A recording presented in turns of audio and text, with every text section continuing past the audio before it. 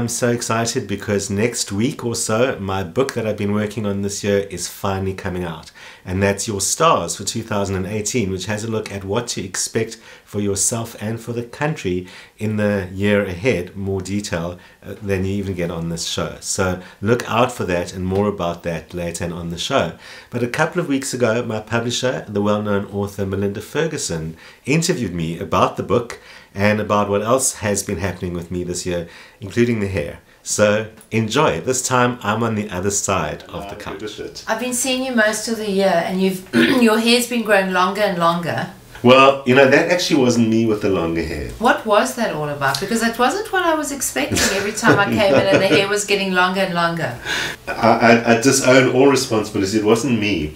Yeah. The strangest thing that's happened to me in many, many years is I was asked to act in a feature movie this year. Oh my word. I'm not an actor. I've never acted in anything except being a frog in Standard 3, I think. So I was asked to act, and I had to, like, being a real actor, you have to grow your hair, you're not allowed to do this, you're not allowed to wear that. So they made me grow my hair for the whole year. Wow. And so, and I mean, because I kind of picked it up on Facebook that you were someone called Dimitri. I was Dimitri, yeah. So Dimitri had longer hair than me. And so the hair, you know, I was watching on this show as the year went by, and I started feeling guilty that everyone out there thinks I'm not brushing my hair, and why is he not paying any attention to it or whatever. Meanwhile, you're just a movie star. I was just trying to be a movie star. A movie star. And tell me, was it all that it's cracked out to be? No. Being a movie star. Being a movie star. Being an actor, I think, is really hard work. You know, I'm used to TV and I've done a lot of that kind of thing, but film is a lot of repetition, a lot of waiting, it becomes really hard work, because how do you react naturally when it's the 6th time in a row that you're just doing that?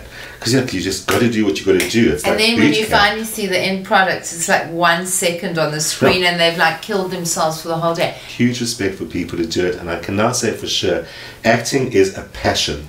You mustn't do it if you just want to be famous or you want money. Not that any actors have any of that, or you think it's easy because it's more fun than doing a 9-to-5 job. It's some of the hardest work, the most thankless work. If you don't have passion, forget it. Forget it. Yeah. So it's kind of over. You've hung up you've hung up your hair, basically. I've hung up my hair, although I'm old enough to know, never say never. You might go again. I mean, who knows? But you know what I kept being aware of, because you know, as you know, I'm your publisher. Yes. I'm your book publisher. You're my book publisher, amongst other things. Amongst other things, and your friend, but your book publisher. And I kept on being told by you that, like, the book could be finished and the book will be finished before the movie. So, so you were one of my most deadline-driven and absolutely fantastically reliable authors, in fact, that I've ever worked with. Well, you know, I think I'm the kind of person that's, when I know where I stand and when I know what's expected, then I'll do what I do. It's kind of why I said yes to the acting, because although I don't know how to act, I knew, especially with a film director, if people tell me what to do, I'll do it. I know how to do that. Although, you know, I'm not just easily led. I'm not like that. You're not just easily led. It's more like, I'll produce the goods. If you need the goods from me, tell me what they are, I'll produce them. That's how. Well, you were incredibly good at producing the goods. Thank you. Thank you. But I mean, I had a great time doing it. It was a great project. It was fun. I loved doing it for you. You know, I've had 2 previous major publishers in my life. And you know, authors always have a relationship with the publisher anyway, so that's great. But you know, you and I go back 30 years. I know. So before we even carry more on about the book, the fact that we met 30 years ago, which kind of slightly ages me because I keep thinking I'm only 33. Right. We met in like 85, 87. It would have been around about 85, 86, maybe 87. And you were working in a video store. I worked in Tambuska Video Hire, which is like one of the last video stores still standing. It's amazing that it still is. It was always a great shop. And you know, I mean, although I worked in a video shop, the reason I worked in a video shop is because I loved movies so much. You could see them all for free. So I could see every movie I ever wanted to see. And I could still pursue my hobbies, and astrology was a hobby since I was a child. So I used to sit at the back of the video shop doing astrological charts. I started off reading astrology books, and then people would start asking me. So eventually I would sit at the back of the shop. I'd get the little students to run the shop, and I'd sit at the back doing people's astrological charts. So you started your business in that video shop? Yeah, basically, that was more still when it was a hobby. I didn't even think it could be a business. You know, when I was a child, I studied astrology when I was 10 and 11 years old. And I had this astrology book that, you know, with all in between had all these drawings of like this people visiting an astrologer, and as it took you through the whole process of learning astrology, the couple would come for their relationship reading and all of that. I so remember as a child reading it thinking, what kind of fantasy do they imagine astrology is a real profession? You know, it's from the ancient times, you know, that could never happen. And as a child I never really realized there were professional astrologers. But what do you think was drawn, because that is quite an unusual thing for a child to be drawn to at what, 10? What was drawing you? It was even before, you know, I was one of those children who from a very young age I was fascinated by anything that was different and mysterious. It's almost like I believed there were better explanations for things. I needed to like get to the explanation, because I was quite a scientific child. I had a chemistry set, I was into science, my father was a scientist. I always wanted to go, seemed to be going down that road. But even still, it was like, that doesn't solve the mystery. And I think the mystery, although I couldn't have said it this way as a child, was what is a human being? And maybe in some way I could already tell that I wasn't being told that by school, and I wasn't being told that by my chemistry interest or any of that stuff. So, well, when you say what is a human being, my first thought was, just before you said that, what is astrology, in fact? Well, I mean, exactly. that's yeah. Is it a science? Is it this airy-fairy thing? Is it a sensory thing? Is it an intuitive thing? Is it, what is it? One of the ways I like to understand it, because remember astrology evolved 3,000 years ago out of observation, and that's what a lot of people don't know. They didn't just suck it out of their thumbs. They gradually noticed that there would be a correlation between certain phenomena in the sky, which were sometimes even weather phenomena, not just planets, and things that were happening on Earth. And so they were curious because they wanted a certain amount of control or prediction over how to run their empires. And so they began to record it, and the ancient Babylonians recorded the positions of all the planets and what happened on Earth every day for over 700 years. Wow. So they got a huge body of knowledge. They weren't scientists, they didn't treat it that way. But as they passed this knowledge down, they accumulated knowledge that, you know, experience would refine for them. So if your ancient tablet keeps on saying every time the red planet is in the east, you know, there will be peace on Earth, and there isn't, they gradually dropped that. So they began to correlate events in the sky with events on the Earth, and they assumed there was a cause-effect relationship. I don't think there is. Modern person knows that planets are blobs of rock. They don't cause things. But what causes the planets causes us. Whether you call that the universe, God, nature, atoms, we don't actually know. But the same thing that drives everything on Earth. So I think what ancient people learned to do was find a model of the human experience in this context of Earth with all its cycles and the sky with all its cycles. And we began to time what happens to ourselves according to those cycles. And sometimes we thought they're causing it, sometimes we've thought of magic, gods, you name it. But I think in the end, astrology is a model of the cosmos that includes human consciousness, unlike the other ones, like Einstein and Newton don't include the human being in their model. This does. But this does. It's an older model, but it includes the human being. It's imperfect, like most models. It's imperfect, but it's good enough to be usable for thousands of years. That says something about it. But why are so many people, because it sounds like it's got really ancient roots and things, but I guess many things that have ancient roots are not exactly revered and respected, like psychedelics, for example. True. But why do you think there are so many cynics towards this? And it's almost like not even just cynics. I mean, there are people that almost think this is witchcraft. You know, there are people that get passionate about hating it. They really hate it. But I think the first reason why astrology historically is looked down on is because it came from Babylon. And we don't like things to come from Babylon because we're fabulous Westerners. So that was the usual reason that so many things happen. And then in the 4th century AD, Astrology had always been, for the first 300 years of its time in the West, it had always had an uneasy relationship with growing Christianity, but a relationship nonetheless. Because astrology essentially explains the world in a way that's very consistent with the Judeo-Christian worldview, very consistent. And it comes from that world. I mean, Babylon, of course, includes the Middle East in those times, and the ancient Jews were captive in Babylon. So they absorbed astrology and they brought it into their ancient religion. Ancient Judaism is full of astrology, which they got from Babylon. So it's there in the birth of Western culture, which leads to, by the time we get to the 21st century, people are ignorant about their own religions.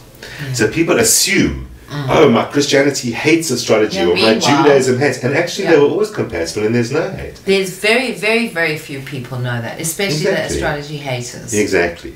So I think people need to learn more about their own belief systems before they just assume that because I'm a Christian or a Jew or a Muslim, I therefore don't like astrology, because history doesn't agree with that. History says we've always had astrology, it's the original science.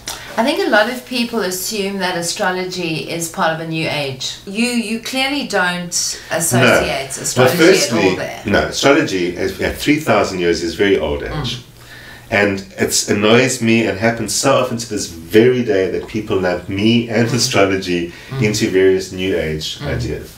The New Age, I'll call it the New Age religion, because it is a form of religion. So the New Age religion is a little over 100 years old. It dates from the end of the 19th century, where classical religion had broken down enough in European society, and there was the birth of theosophy and all these. They were beginning to look east for inspiration because anything was possible.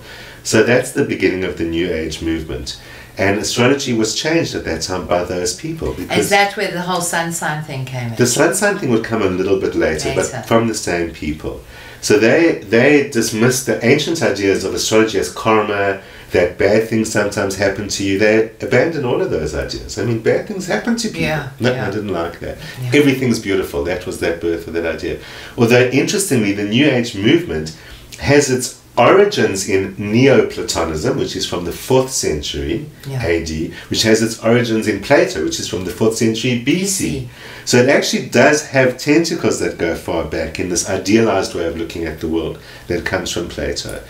But for the most part, astrology then grows up in the 20th century again, in a world where they've forgotten the history of it, where religion has become diminished, and there's this increasing idea of everyone can have their own opinion. So you have that New Ageism flourishing around this belief that we're just about to hit a golden age. And that belief always comes up in history when a culture feels itself extremely threatened. So the idea that we're evolving our consciousness, or the earth will suddenly change, or that there's a vortex opening and up. We're all going towards some kind of almost utopian Exactly. idea. It's just our cultures have always had those kind of ideas, but it's very inconsistent with human experience, and it's very inconsistent with all our older, say, philosophies, like astrology, which astrology shows that everything is a cycle. And nature shows that very, very well. Everything is a cycle. So everything is a cycle. It's not this trajectory that goes up. A lot of my early career, I would do a lot of talks, which people used to call me the famous debunker.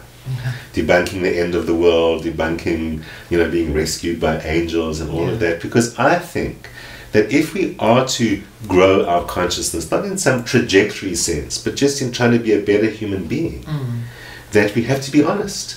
We have to accept how the world is. We have to understand human nature. Because to me, the idea that some people are evolving is just another form of judgment, of I'm better than you. It's like it's religion again. So as you were talking about truth, I thought about the word fake news and that idea of fake news, which has kind of permeated everything, that we're reading, that we're seeing. I mean, it's been in the past. Apartheid was basically fake news. A lot of what we see on the internet, Facebook news or Twitter news or whatever. Do you think that sun signs, the kind of newspaper stuff, the astrology, your stars every day, do you think that gave astrology a bad name and was part of the fake news cycle? That's a really interesting question. Sun sign astrology was invented in 1931. So when I say I'm a Capricorn, everyone thinks that's astrology, and astrology at 3,000 years old, that's 80 years old. There was always sun signs, but we didn't use them to summarize a whole personality. What happened when they were invented for the media, but by an astrologer, and they took off so rapidly that in the 30s, still every publication eventually had them. And what it was that people related to something about them. And then it became kind of popularized. It became popularized, and to a large extent, people still relate. I mean, it is amazing, even to me, that you can read a generalization about your sun sign characteristics, and 50% of that's alarmingly true. It is 50% of it is not true at all.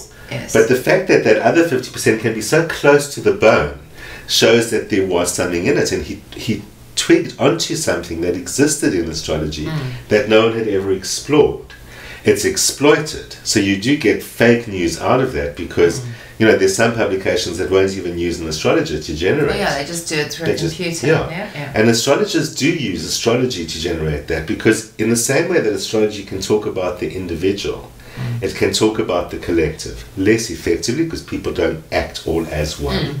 But there's a zeitgeist. There's a sense of the time, and there's a flow of time that we all experience, and astrology can measure that. And that's what astrologers use to develop the sun sign column. So it will still remain kind of half or mostly true for most people who read it, because it actually is based on one of the cycles they go through. The difference is that if you see a professional astrologer who's looking at your own time, date, and place of birth, your sun sign is hardly even relevant. The whole mixture of cycles is unique to you, and that makes it much more personal. It can mean we can even make accurate predictions for you. But for the most part, sun sign astrology, it's fake news only in the sense that that isn't really what astrology is. And there's some astrologers who think it's the worst thing that ever happened. But I think, astrology is something that's been in our culture since forever. So we mustn't be precious about it. It is a highest divine science, as some people like to call it. It is that. But it's also a popular thing. It's available to everyone. I always think, here we sit in the 21st century where 8 out of 10 people, I'm randomly guessing, know what their sun sign is, even if they don't believe in it. They know what it is. They do actually know. And I would think back a couple of thousand years to the great masters of astrology. They could never imagine that people knew as much as that in their everyday. So I think astrology is thriving and succeeding. It might sometimes, unfortunately be seen as a simple, popular thing because of sun signs. But I think it balances out that most people who read sun sign columns know that that isn't the full story. And for the most part, it means astrology is everywhere. It's in our newspapers, it's on our TV, it's in our books. It can be serious, it cannot be. That sounds like the human experience. That sounds like the most authentically human thing to me. So this gets to your wonderful book, Your Stars, What to Expect in 2018. I had such fun writing that book. And so kind of what can we expect from the book? It was a great opportunity anyway, because so I do a little bit of that on this show every month, but what I was able to do with the book that made it work better for me is I could look at the whole year as an arc as well. Because astrology, we can talk about small units of time, but we love years, because that's one thing of the sun, So it really let me look at the whole arc of what is the flow of time, especially in this country. So I took the approach of doing the usual sun sign type thing. But for me, I also like astrology to be useful and beneficial. That was its original intention. So that means I wanted to do it in a way that was constructive for people, that didn't only say this would happen to you, but would give them some kind of inspiration or a way to respond that still made them feel proactive and more in charge. So I wrote the monthlies around that. But you and I chatted about a whole bunch of ideas, and getting sport predictions into there was a brilliant idea. I'm pretty sure you came up with that. I did come up with it. I'm a marketer. And you love which sport. Men are going to. I like sport, and I want men to buy this book. And sports, even though it's very sexist to say this, but it is traditionally kind of consumed by males. Exactly. And astrology is traditionally consumed by females. So I thought, well, if a wife can see there's sports on the cover, she'll buy the book for her husband. Well, definitely so. So there's sport in it, there's politics in it as well, which really everyone's exciting. interested in. So I think we've taken a different approach. It's not your typical year ahead. So you've basically, I mean, what I liked about it, because it's very simple, but it's got a lot of information, and you've basically done the 12 months. We've got the 12 months, each one of them with the 12 signs and a bit of politics and a bit of sport and the social stuff. So it gives you a feeling of, you know, it just helps you manage your year better. So even with the book, although it's not a personal book, it certainly will give people a sense of their flow for themselves every month. When to act, when to hold back, when you can expect results, when you've got to wait, when you've got to put in more work. You know, so it really will give people a better sense of being in command of their year. It will be a great book to be able to actually sort of share as a family. Well, I think that is one of the things about it. You know, it allows people to share, to raise issues. And that's what's also interesting, that even if you're looking at a book and it's talking generally about you, it can give you a chance to raise issues with your partner or point things out in a safer way, because there's this outside information that and you have information that gets you to understand kind of conflict, personality difference. I mean, that stuff has helped me tremendously. I've kind of been able to, you know, reading your stuff even just while I was doing the kind of proofing and looking at, you know, that stuff really does actually help. It does help. And, you know, since I was a child, one of the things that really helped me with was understanding that I can't expect other people to be me. I certainly can expect that we all treat each other with the same kind of respect. But if I respond to something emotionally and another person seems cold to it, I can't think, oh, they're cold, what's wrong? Or, you should be responding this way, because I know I've got that kind of mood and they've got that kind of mood. So you kind of get to understand people's differences in a much... It helps remove judgment, accept people, accept that different people have a different path. And I think the book, especially for those people who've had very little to do with astrology, will be a great taste and introduction to that. Yes. And experience that for themselves, because it's a book that you're going to use the whole year long. Exactly. And it's, I mean, look, for what I think, it's just a fabulous Christmas present. I mean, to put into someone, you know, who you love, and it's well, I'm going to be marketing this thing straight away right now, saying that like everyone needs to buy this for Christmas. But in closing, because I could talk to you for hours about this, I'm really fascinated by some of the stuff you have predicted. Yeah, well... So just tell me a bit about that. Well, I think my first big prediction was the elections in '94, when I was asked on TV 2 years before. 2 years before. Yeah. Because it was getting fraught and the negotiations on and off and on and off. No one knew it was going to happen. Yeah. So Gillian van Houten, I was interviewed, she had a show on Mnet at that time, interviewed and said, when is the election going to be?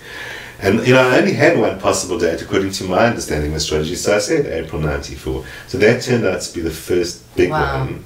Yeah. Another big one was 9/11, which I didn't even remember that I predicted. Amazing. I had done it in a big lecture.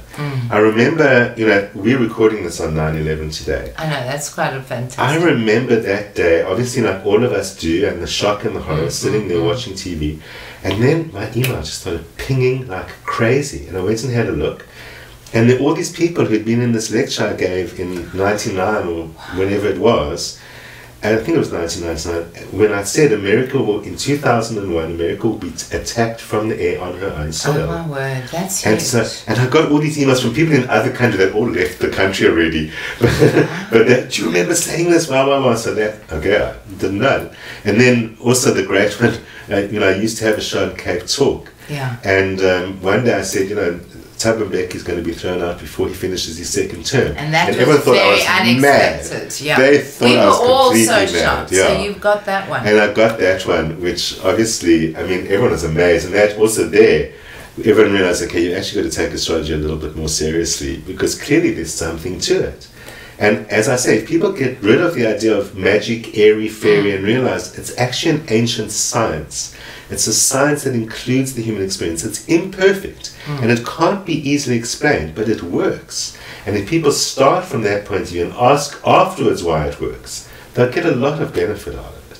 Listen, it's been fabulous talking to you, and I'm so excited about our book, because every book that I publish, so it becomes like our book. But you've been an awesome author to work with. Thank you. Thanks, darling. Thanks. The book and a movie. What a busy year. The movie, C.280SL, directed by Gail Wyness and starring me, Greta Fox and Grant Swanby, will be released in March of next year. Look out for more information on the Facebook page. And next week I'll be interviewing my co-star, Grant Swanby. The book, Your Stars 2018, coming out in the next week or so. So look out for that on Facebook. Go to your bookshop or go online to get your copy soon.